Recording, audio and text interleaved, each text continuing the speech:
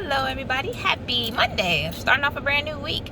Today I just wanted to share with everyone Ephesians 3:20, and I'm gonna read from the King James Version of the Bible. It actually reads, "Now unto him who is able to do exceeding abundantly above all we can ask or think, according to the power that worketh in us." Today I just want to talk about expectation, because for me, in my prayer time, it was one of the things that God was telling me about, like, what are you expecting me to do in your life through you as my daughter? And I was just like, man, and I thought about it. We've gotten so caught up in COVID-19, and we're gonna see a next level. There's another side to this, and that is true.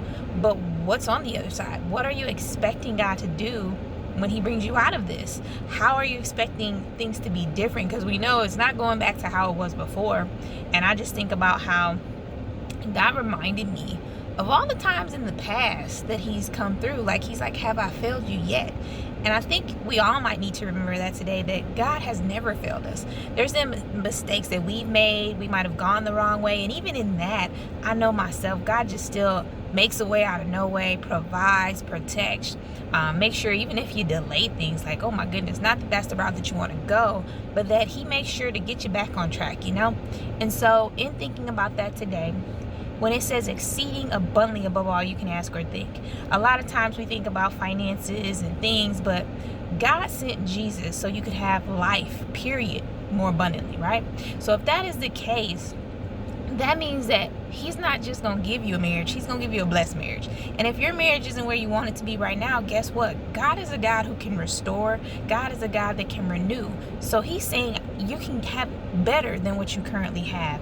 You can, not only that, I think about, when you think about, like, for example, I love to use this example because people say I'm spoiled. I don't think I am. But anyway, so when you talk about one of the vehicles that I asked my dad for was like a GMC Yukon, right? And so what if, when it says exceedingly abundantly above all you can ask or think, instead of a Yukon, my dad showed up with an Escalade? That's like, I wasn't expecting that. That was way more, and that's on another level, right?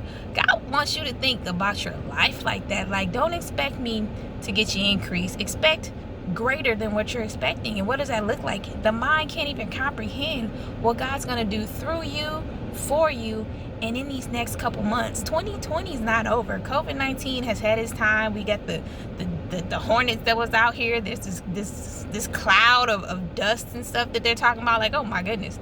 But at the same time, God talks about how he'll protect us. He'll provide for us in those times as a child of the Most High God. So today, just be reminded that God has an exceeding abundantly above all you can ask or think or dream. And he will get you to that place in some areas of your life in 2020. That's what he promises to do. So get your expectation up. One of the things I'm going to do today is just make a list of what I was expecting and imagine what's greater than that. Because even then, it's still not going to be the level that God's going to do things in your life, in my life, and in those connected to you. So go forth today. Change your expectation to the exceedingly above all you can ask or think, because that's what God promises, and that's what he's able to do.